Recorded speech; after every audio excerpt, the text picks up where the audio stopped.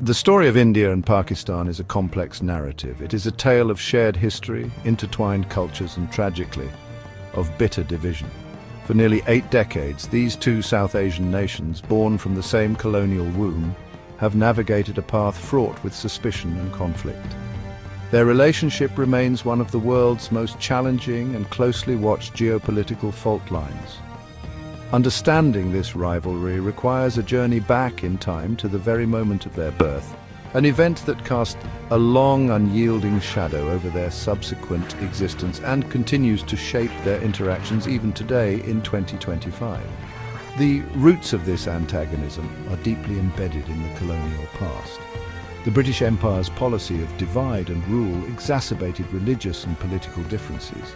These policies ultimately culminated in the painful Partition of British India in 1947. This division, based ostensibly on religious lines, was meant to create separate homelands for Hindus and Muslims.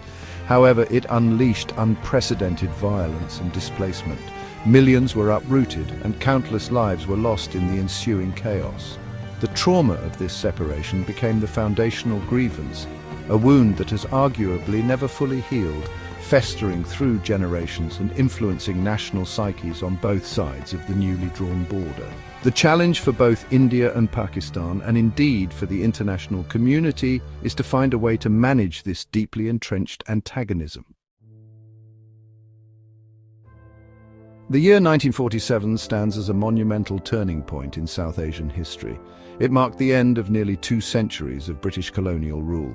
However, this long-awaited independence came at a terrible price. The partition of the Indian subcontinent, the creation of India and Pakistan, carved out along religious lines, was a decision of immense consequence.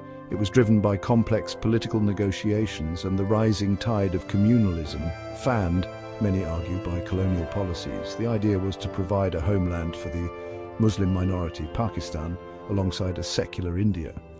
Yet the process was anything but orderly or peaceful. The Radcliffe Line, hastily drawn by British barrister Sir Cyril Radcliffe, demarcated the new borders. This line cut through villages, communities, and even homes, often with little regard for local realities or established ways of life. The announcement of the borders triggered one of the largest and most brutal mass migrations in human history. Millions of Muslims journeyed to West and East Pakistan, now Bangladesh, while millions of Hindus and Sikhs moved towards India. This desperate exodus was accompanied by horrific communal violence. The unresolved nature of the Kashmir issue, born directly from the complexities of partition, remains the primary bone of contention. The ink had barely dried on the documents of independence when India and Pakistan found themselves locked in their first armed conflict. The 1947-48 war erupted over the princely state of Jammu and Kashmir. Its Hindu Maharaja, faced with an invasion by Pashtun tribesmen from Pakistan, acceded to India. Indian troops were airlifted to defend the territory, leading to direct clashes with Pakistani forces. The war ended with a UN-brokered ceasefire, establishing the line of control that divided Kashmir. This division, however, satisfied neither side and sowed the seeds for future confrontations, making Kashmir the enduring crucible of their animosity. 17 years later, in 1965, another full-scale war broke out. This conflict was also primarily centered on Kashmir, initiated by Pakistan's Operation Gibraltar, an attempt to infiltrate forces into Indian-administered Kashmir to incite an insurgency. India retaliated by crossing the international border into Pakistan. The war, lasting 17 days, saw heavy casualties on both sides and ended in a stalemate, with both nations claiming victory. The Tashkent Declaration, mediated by the Soviet Union, formally ended the war, but the underlying tensions over Kashmir remained, simmering beneath the surface of a fragile peace ready to erupt again. The Kargil conflict of 1999 brought the two nuclear-armed neighbors dangerously close to a wider war. The political relationship between India and Pakistan has been a tortuous journey marked by periods of tentative dialogue and deep freeze. At the heart of this deadlock lies the issue of Jammu and Kashmir. Both nations claim the entire region, driving conflict and mistrust. Numerous talks and mediation efforts have failed to yield a solution. Each country holds firm to its historical and legal claims. The line of control remains a de facto border, frequently violated. Political milestones have offered glimmers of hope. The Simla Agreement of 1972 committed both countries to peaceful negotiations. The Lahore Declaration of 1999 reiterated this commitment. However, positive developments are often derailed by terrorism and political shifts. The revocation of Article 370 in 2019 altered the status of Jammu and Kashmir. This move bifurcated the state and removed its special status, condemned by Pakistan. The political will to engage in meaningful dialogue is often hostage to domestic compulsions and historical grievances. Section 5. Arming for an uncertain future, the military imbalance. The enduring rivalry between India and Pakistan has fueled a persistent arms race in the subcontinent. There is a significant disparity in their defense expenditures. In 2024, India's military budget was $86.1 billion. Pakistan's defense budget was $10.2 billion. India's military spending is over 8 times larger than Pakistan's. This financial disparity translates into differences in military modernization and procurement. India has consistently been one of the world's largest arms importers. India has been diversifying its sources, turning to Western suppliers for advanced weaponry. Simultaneously, India is pursuing its Make in India initiative in defense. In 2024, 75% of the capital outlays in its defense budget were designated for domestic producers. Pakistan allocates a proportionally higher share of its GDP to defense. Both nations possess nuclear weapons and sophisticated missile delivery systems. Section 6. The price of enmity, socio-economic burdens on two nations.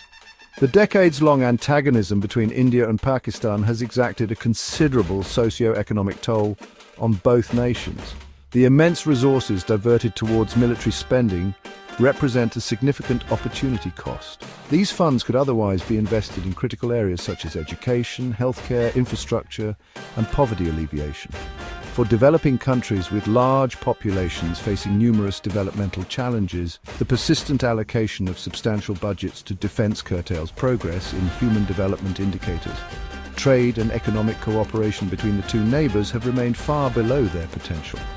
Despite geographical proximity and cultural similarities, formal trade links are often hostage to political tensions.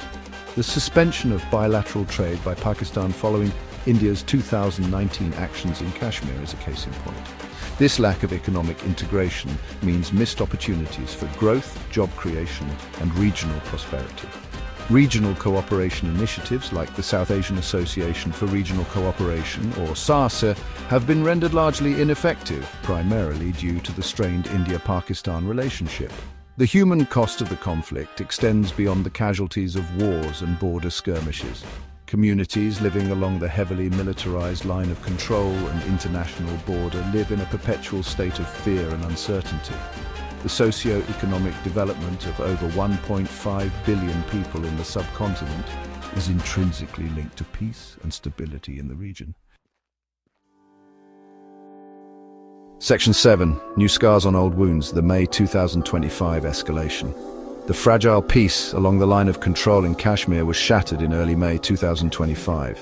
India conducted missile strikes against militant launch pads in Pakistan-administered Kashmir. This was in response to a significant militant attack in Pahalgam. Pakistan condemned the strikes as an act of aggression. The incident heightened military alertness and triggered diplomatic activity. The breaking of the ceasefire was a concerning development for regional stability. Section 8. Beyond the battlefield, javelins, victories, and shared applause. Amidst the persistent political tensions and military standoffs, the sporting arena has occasionally offered moments of shared passion and sometimes even mutual respect between India and Pakistan. Cricket has historically been the primary focus of this sporting rivalry, with matches often carrying an emotional charge far exceeding the game itself.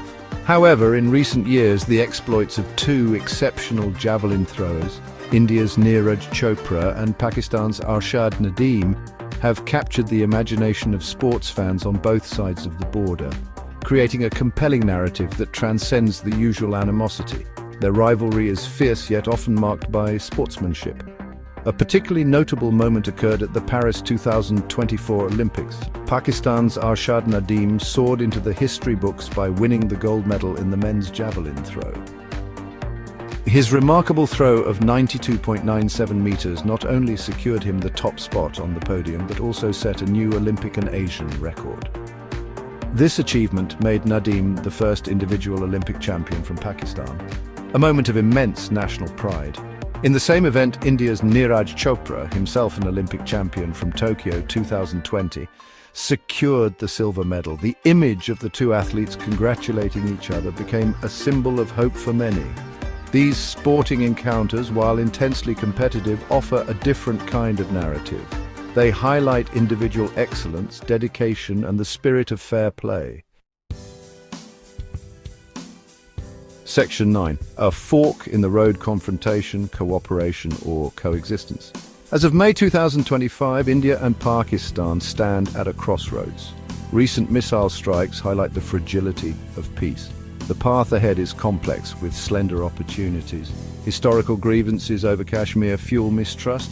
Domestic politics incentivize hardline stances.